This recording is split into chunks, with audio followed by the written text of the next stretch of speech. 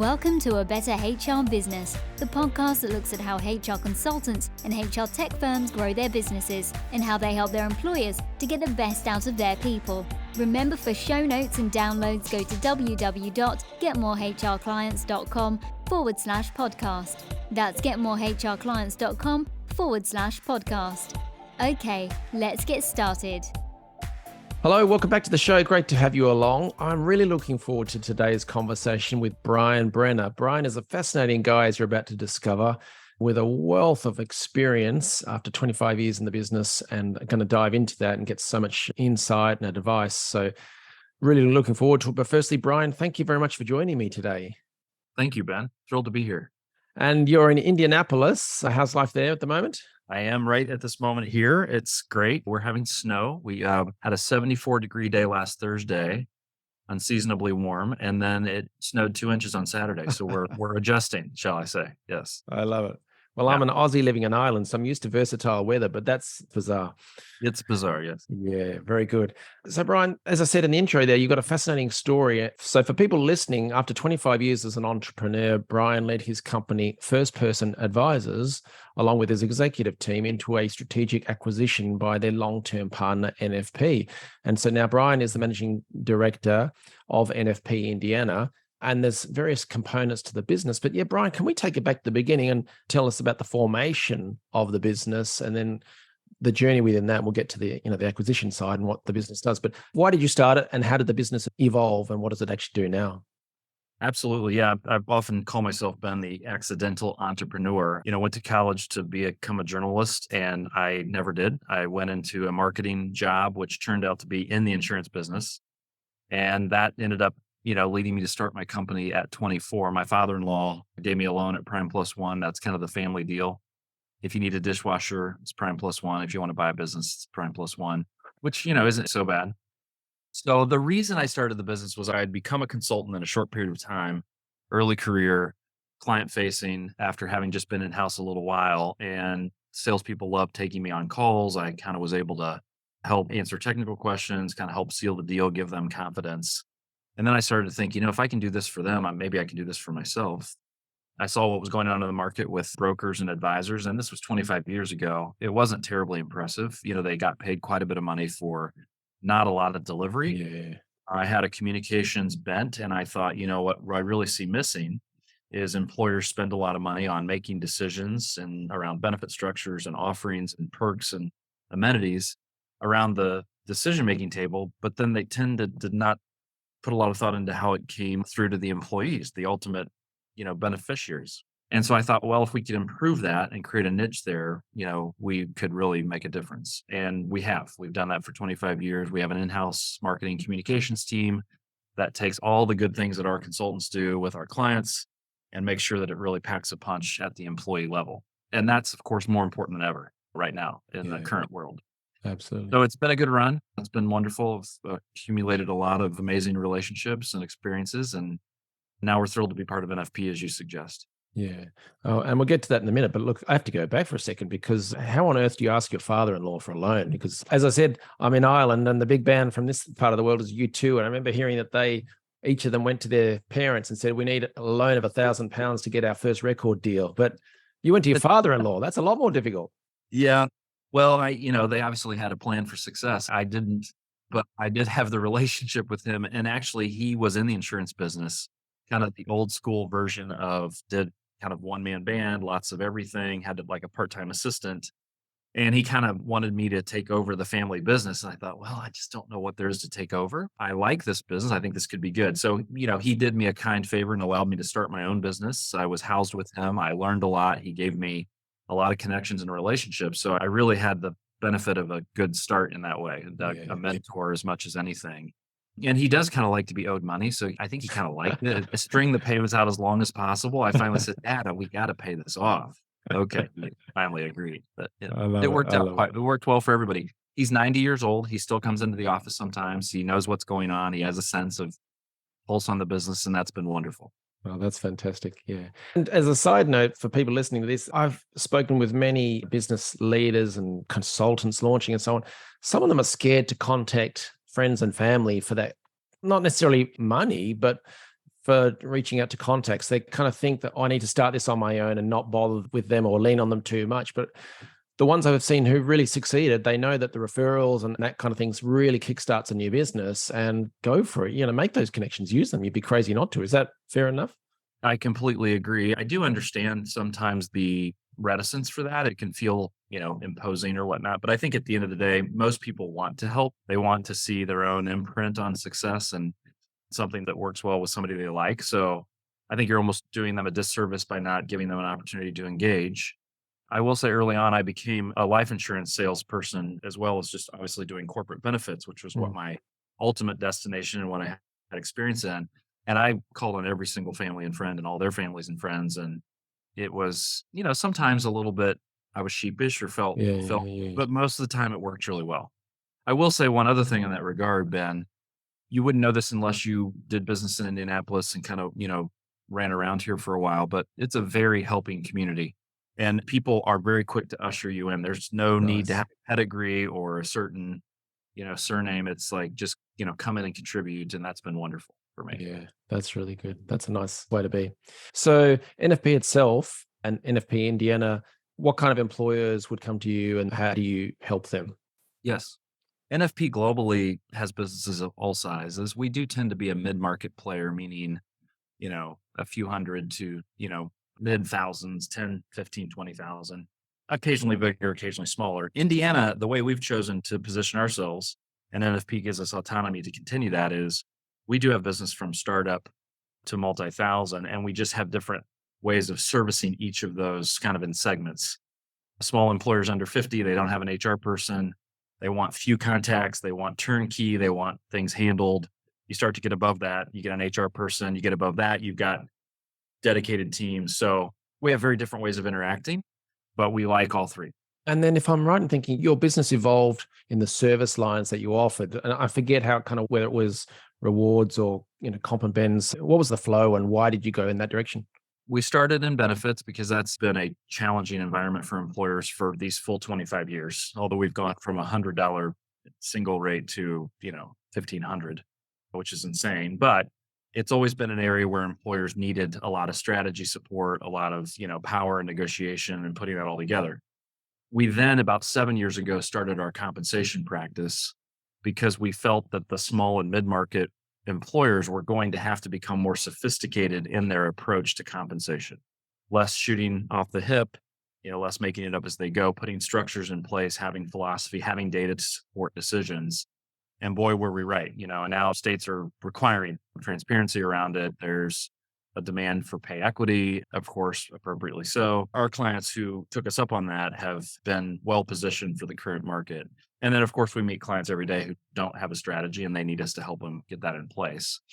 We then started really last 3 years ago, we started pulling those two together and presenting ourselves as total rewards minded people. So helping with the strategy around all of rewards and then also delivering that down to the employee in a more holistic fashion versus silos. So we've found good value. And then, of course, in the middle of the work, they're very separate. Like comp works differently, the benefits works differently from perks. So that's been I think the market's given us good marks on that. And then the other business we have is the performance lab. It's really been more just my personal passions and the work I like to do. Yeah. I'll ask about that in a moment, but around the benefits and the reward total compensation side of things, sounds like you've got some great strategic processes and wins for clients there, but you've also got that sort of marketing or employee comms side from your journalistic background, which is fed through into the people you brought into the business and the way you approach it. So it's a nice blend, right? That's exactly right. Yeah, I'm very happy with it. I think it's created good competitive advantage. It's made us more consultants and less brokers. We do broker, of course, that's a function that has to happen. But, really showing up as consultants who can understand the business, understand what the executives are trying to accomplish, understand the sentiments of the people, and then pull that all together in ways that improve, lift all boats is Yeah. sort of Yeah. my way of operating. Yeah. And the performance lab, so that's a slightly different business. What is that and what led to the formation of that? Yeah, it fits well because what it does is it appeals to the best leaders within our best clients. So leaders who really want to do the best they can by their people, maximize and optimize their advantages, hire the best people, be competitive, feel good in that way, it appeals to them. And we want as many of those kind of people as we can have. Right. So it's a nice fit. The personal passion for me was as a CEO, former CEO, I did all the things that a CEO does. You try to delegate, get good people around you, operate in your strengths, learn and grow, become a better leader. And I really reached a point where the complexity of the business, I needed more help. I needed a strategy written down. I couldn't just sort of feel my way around. So I hired a consultant who brought me the idea of the performance climate survey, which we now own. He brought me the idea of high performance and what does high performance mean. And most of our philosophy, Ben, operates sort of out of the good to great philosophy, or, what really sets apart the best companies. There are only a few certain things that really do. And our diagnostic measures those things, gives the executives a sense of where are they winning, where they maybe need to prioritize new initiatives. So it's both celebratory and positive, but it's also looking at how do we use the positives to pull up the negatives and make them better. It's a consulting process. I wouldn't call it management consulting, but kind of. Yeah. There's a little bit of that to it. Very good. And you mentioned the word own. We own it. So that's the diagnostic. Does that mean you acquired it? Yeah, the diagnostic was built for a very large, perhaps one of the world's largest retailers, where they had stores that were very high performing, and then they had stores that were, kind of dogs, like things just not good. Mhm. And they could tell you all the KPIs as to why they categorized one as positive and one as negative, but they couldn't tell you why. And they said, in order to make the not good ones better, we need to have a why, a formula, a framework. So this consulting firm that we purchased it from basically went out and scoured 600 professional articles around, the good to great types of materials that are out there. They whittled that all down to a few, and then they came up with originally 10 drivers, backed it down to 10. The retailer agreed on those 10. They started implementing it, had success, and the retailer owned it, and also the consulting firm owned it. They allowed them to kind of move on and use it other places. So it's built on solid research. It's simple. It's 31 questions, 10 drivers, things like colleague well-being, colleague selection, strategic direction. Do I know how my role plays into what we're trying to accomplish? Yeah. Applied metrics. Are we measuring things that make sense, or do I think they're making me measure things that aren't logical? Right. Yeah. Can I vote for the company in those ways? Got it. Nice framework. But just to be clear, you purchased the IP, not just you purchased a package, but you took over the IP. Is that right? We took over the IP. We continue to keep it alive. We built a technology system to formulate all the results and the segmentation of the data with another partner. But we managed the whole process, the focus groups, the surveys, the prioritization to help the employer pick new strategies. And then ideally, Ben, we want them to put those strategies into their strategic plan, because then they have people strategies present within financial strategies, other types of market product strategies. But what are your people strategies formed based on data? And can you measure improvement? Many companies cannot. I've had plenty of difficult, compensation, remuneration conversations with people, and you can't backfill some data, information, policies, or planning. You kind of squeeze things to fit. But yeah, as you say, if everything is aligned and you've got your processes, your strategic direction, and then you move on to the benefits total reward side of things, it just flows a lot nicer.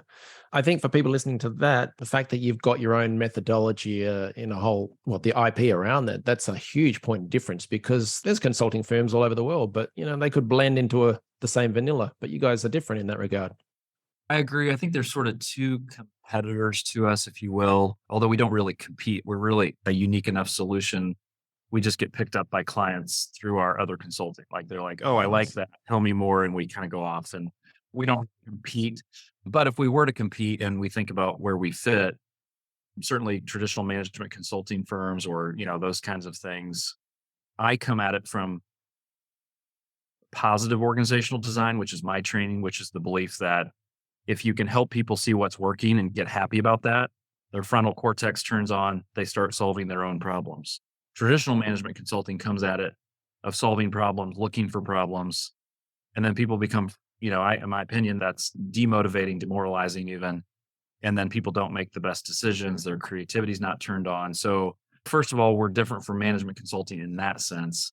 We're also then juxtaposed to these millions of engagement surveys and technologies that exist, all of which I think have value, but they often don't accomplish what you might hope, because there isn't a consulting that comes along with it. It's not, they don't know the business. We're kind of right in the middle of, it's tech, but it's lower tech and it's more human and high touch with Mm, focus groups, but it's got that positive org design lens. absolutely. So that's why it works for these high end leaders Yeah, who yeah, yeah. that's what they're trying to do. They want it to be real and they want to learn and grow. They don't just want to follow some process. Very good. Yeah, you gave me a little flashback there when you're talking about how management consultants, they sort of look for problems to then solve. You gave me a little flashback to when I used to have to do safety audits on manufacturing sites as part of the role. And that's so demoralizing for people in the area because it's basically some guy with a clipboard and a high vis vest turning up and saying, "Oh, you've got all sorts of things wrong here because I need to fill out my form." Yes.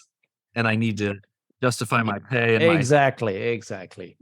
Obviously, that all changed, and we're looking for positive things to praise or whatever later on. But I actually have a very good friend from my master's cohort who was as the zero defect business. She would go into pharmaceutical companies and basically oh, like try to create no room for error. And then she flipped her whole practice to the positive org design, and she's the happiest person. yeah. The way we kind of flipped that in one particular location is they always used to get the crews together and get them to come up with the safety, not standards, I forget what the word was, but get them to set the benchmarks for the teams. And it almost became self-enforcing and, spurring each other on to do a better and better job rather than some big wig in from management telling them off. So, yeah. I love that. So 25 years in the business, you've gone through an acquisition, you've gone through the roller coaster, I'm sure. What worked for you in terms of business growth, marketing, customer acquisition, and what didn't? I'm curious to hear what happened over that time. What has changed and what hasn't? Well, what worked, what didn't work? Oh gosh, so many things over time didn't work. I mean, there's a longer list of those than what worked. What worked for me was seeking out people I resonate with and not trying to do business with people I didn't, right? In the early days, that's hard because you just need business and you don't really even know yet what you like and don't like, but really listening to my own heart and really the kind of clients I thought that my people would like to work for and want to work Nice. hard for. It was important to me that I enjoy my job, and it was equally important that my people, have a sense of fulfillment, enjoy their job. I believe there's a lot of power in work, power for good, power for evil. I wanted it to be accretive to their life to work here versus somewhere else. Mm. And so that became an important lens and always has been and still is. NFP is full of really great people that are entrepreneurial. It's the largest entrepreneurial company you'll find in our space. That hasn't changed. And that's why I selected NFP, that they share the same value around Yeah. people and how people are treated. From a market segmentation, there was a moment when we had to sell off a book of smaller employers because we wanted to grow our larger employer base and we just were too small to figure out how to do both well. It was a hard moment, but I think it was the right decision. We later picked that back up because we felt actually we could now do more segmentation. We could handle it. And that we wanted, in Indiana, we have a lot of small clients, a lot of small not-for-profits. It's kind of a small business town. We have very few mega corporations. And so we felt we needed to pick up startups. We needed to pick up smaller organizations that were important to the fabric of our community. And that's where we became recommitted, probably 12 or 13 years ago. In terms of the types of clients, it tends to be closely held businesses. We do a little bit of public work. It tends to be very entrepreneurial, high concentration of professional services, technology, not-for-profits. But then we've got our fair share of, a family that started a manufacturing business and has fifth generation, leading. I love the variety of that. One thing that's been the most fulfilling for me is leading a business and trying to figure that out every day, and also helping people lead their businesses every day. Produced a phenomenal petri dish of learning. And I now know that one of my top values is learning. And so that's why I love what I do. When you said you were sort of came to a fork in the road and you decided to offload a book of business that was the smaller types, what kind of percentage of the business was that? Because that's a big step to get rid of a proportion of the business. Yeah, it's a typical 80-20 rule where it's a serious number of clients, but not a very much revenue. It's probably 20% revenue, but 80% clients. Wow. Client count. And so it was revolutionized. It was very freeing to all of our people. And we continued to use that philosophy over time. How do we make the routine so we can build new things, have creative energy flow? And our business has done a pretty good job, our leaders, of, continuing to try to simplify that and be simplified and keep it sort of buttoned down through process and people strategy and ways of teaming, but then allow the business also to experiment and create new things with that energy. Got it. And speaking of the 80/20 rule, there are lots of different channels in marketing. So customer acquisition, client acquisition. What were the main methods that you got new clients? Do you call them customers or clients? Clients typically, What brought in the most clients over the years? really it was me and my relationships and my work in the community. I was able to train a few really high end producers, but it took years to do that. And they're very effective. They're in the business still and they're quite incredible at what they do. I was never good at sort of bringing people in fresh and somehow having a system whereby they became good. And so I really failed at that. I never figured that out. I really don't think it's really what I wanted or, really wanted to be good at, candidly. And so becoming part of NFP has been good because NFP is good at that. They have teams and systems and processes that are built to help that. And so that's benefiting us. But really, we grew quite large. I remember sitting early career in a session and somebody from a competitor who was, quite a bit advanced over where I was in career said that he had like a $6 million book of business. And at this time, my business was probably 2 million. And I thought, you know what? I'm going to be better than that. That was like a moment of truth where I'm like, well, if he can do that, I can do that. I built a significantly large book of business with a whole lot of leverage to get it done. The wonderful thing now is that I've become part of NFP. I don't have to run the business every day and I'm back at it. So we're growing like a weed and I love it. And all I have to do is take care of people every day. Nice. Yeah, that's good. And you're good at it quite clearly. So if it was all down to you, what was it? Pressing the flesh, going to networking events, giving talks, just making calls? How did you do it? I'm not a give a talk person. I Mhm. actually am terrified of having to prepare a talk. I love to lead a panel discussion or do things like this that are, impromptu and casual.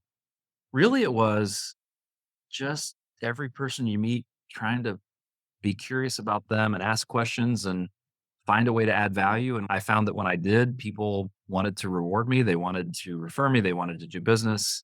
I also did a lot in the community. I became a board, a civic leader in the community very early in life because I wanted to. I wanted to do that versus, play golf with people to try to get business. I don't have the patience for golf. I don't find it that interesting. And I really just went that direction. And so I like to get into like an ecosystem and sort of start to figure out how it works. And as I do that, I end up building clientele within that, right? So para government organizations. So organizations that are not for profit, but aren't governmental, but support sort of how the world works. All those not for profits that sort of get things done in our world. That's a huge ecosystem for me. I spend a lot of time in that. And while you're doing all that, are you not mentioning your business and they just find out about you? Usually they're trying to solve a problem that I know something about and I jump in and become part of it. Yeah, just be helpful. I mean, I really true. It sounds trite, but it's really true. Especially in that kind of community. Yeah. Yeah. Indianapolis is very, it's a very big, small town, really, Mm, essentially. And I think, Ben, some of that style just comes from, I grew up on a farm and we ran the farm. We didn't own it, but we had a lot of, what we in the day called farm hands or, workers that kind of did all, help during the harvest season and things. And the way that my mother and father took care of those folks and fed them and, 10 o'clock at night and things, life and work was not separate. It was integrated. And that was seen as good. I grew up believing integration is good. I don't need to separate my life one from another. Now, are there certain boundaries? Of course, and no one would argue those. But I wanted an integrated experience. And I have that with my people, my clients, my family. It's all very intertwined. And it's been a great life. I couldn't be happier about that. Nice. You grew a big business and there was that moment where you met someone else in the industry and he had a $6 million book of business and you were at the 2 and you thought, I'm curious, there's a lot of talk on the hustle culture and work hard, play hard. And then there's a lot of talk these days about work-life balance and stuff. Where do you sort of lie on that scale now? And then where were you on that scale back when you were in your early days? We had 4 children over time, and Elaine and I've been married almost 30 years. I remember 3 of those babies were in March. One was October, Gracie.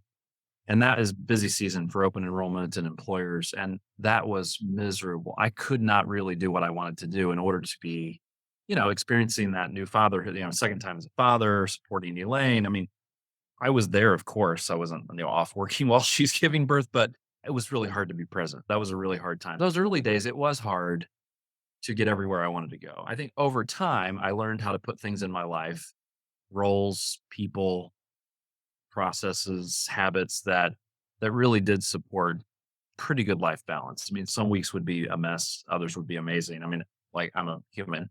A party was thrown for me for our 25th anniversary a month and a half ago. And my team invited a lot of people to do short videos. And then they showed a few of those. And then I got the rest of them later. And it was an amazing compilation of comments and feedback. It was a little bit embarrassing in some ways, but it was wonderful in others. All of my children had a snippet. Every one of them said, Dad was always there. He never missed Wow. things. And they would say, I've marveled at his ability to do all that and to be here. And sometimes my employees hear that and they almost don't believe it because they see me on the move. Oh, But what they don't see is that I live my life integrated. So I might be doing family stuff at 10 o'clock in the morning. I don't have to ask anybody off for work. And I don't expect them to ask me for that. I want them to do those things. We had an associate join once and she said, this place has the most open calendar I've ever seen. People put that they're in the middle of the day going to a doctor's appointment or their kids play or whatever. And nobody has to hide that. And I'm like, I've never even considered why you would hide that. Like what? I think that's awesome, you know? So I was so pleased because I did worry over time that maybe I wasn't giving it all I needed to or wanted to. But I think I mustered it. I think I mustered it out. I think I got it done. so if I can summarize in my own way, you have quite clearly worked very hard and it's been a success, but you've also got the balance, family, personal life, etc. It's just that you blended it in a way that's sustainable. And you talked about your family life, the farm life, that there's a blend, and that has enabled you to have this long career. And earlier you were talking about how you still enjoy it, and Yeah. now with NFP, you're back to doing even more of what you love to do. So it's obviously worked out. That's absolutely well stated. I appreciate that. Yeah, your comment there. You know, when it's harvest season and the crops have to come out, there's a short period of time it just has to happen, and everybody's got you got to dig in, and of course you're delivering meals at midnight. And then there's other times where that would be crazy. You're in bed by 8 o'clock. That's Yeah. life, right? So you learn to appreciate what's needed and not fight it, but find ways to make it work well. Got it. Can you tell us about the acquisition itself? How did you decide to sell, and how did you choose who that was going to be? Yes. Well, I used to take more exception to the word sell than I do now. When I first made the move, the newspaper came out with, first person sold to global giant, blah, blah, blah. And I called the editor. I said, I take issue. What I did is I created a strategic acquisition so that we could become what we needed to become. Yeah, fair enough. I mean that. That's truly what happened. I was getting my master's at Case Western in positive org design and change management, long-winded, but understand what that means. If you're going to be helpful to organizations, it cannot be about you. You must have your own sort of, world aligned. And so there was a great deal of executive journey in that program. I had to write a vision for myself 10 years out. And when I wrote that down, Ben, I had 4 areas: me, my family, my clients, my people. As I wrote down what I wanted in all 4 quadrants, the veil fell off my eyes and I realized I could make that happen more expeditiously with a better likelihood of success, becoming part of something larger. I did not need to be a CEO. I did not need to be an owner in order to be happy. I needed those things to happen. And so it really became kind of I don't want to say easy because, obviously going through acquisition and whatnot is a massive endeavor, but it was easy to stay committed to it and focus on the positives because I knew exactly why I was doing it and it was the right thing and deliberate. Got it. In the tech world, this happens all the time. If they want to grow and help people around the world, then they take on funding. So I see what you mean by strategic acquisition. So to wrap up then, what would be your advice to other advisory consulting firms on how they can grow, acquire more clients or customers, however that's phrased for them? What's your advice on how to grow and develop a successful business? Yeah, I think to me, it's a balance between asking your customers a lot of good, curious questions to get at what they're trying to do, what they really care about, what they need to solve.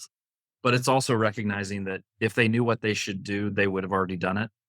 And so it's respecting what they bring to the table and that they can answer their own questions, but also being willing to really say what you think and genuinely, put yourself on the line at risk of saying, I think this is maybe where I might go if it were me. Right. And helping them along with that, I think is a wonderful service. I have found that if I do that, and if that's reciprocated and that's what the person wants, I can work with them for a long time in a lot of different capacities, and they'll keep coming back for new stuff all the time because I now am truly their advisor. I'm not just a consultant. I'm not just an option. I'm their person. I think that's the most important thing you can do to build a successful business because it's sticky, it's sustainable, it's gratifying, it's very mutual. And that's just, maybe that's only important to me, but I think those are the things that most people get into business for. It's not really the money. I mean, certainly, yes, there's value there, but most people, I think, start businesses because they're trying to make something happen, something bigger. So not just an advisor, not just a consultant, but a trusted partner, a trusted advisor in that sense. And absolutely, it's much more sustainable. If people want to learn more or utilize some of the services from NFP Indiana, what should they do next? I think go to my LinkedIn account. Bryan Brenner is the best way to find me in Indiana, and we can link up and talk and see where it goes. Cool. All right. Well, check the show notes and we'll have Bryan's LinkedIn in there. Bryan, you've shared so much great insight and I really appreciate you sharing your story like this. And I also, I want to say hi to your father-in-law. So thank him from me for helping you along that way. I will do so. Really appreciate your time and thanks for joining us today. Thank you, Ben. It's been a delight. Have a great day.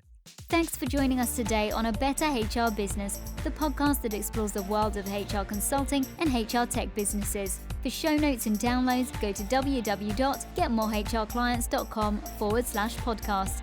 That's getmorehrclients.com/podcast. Remember to subscribe and share the show with any friends who are busy growing a HR business. Thanks and see you next time.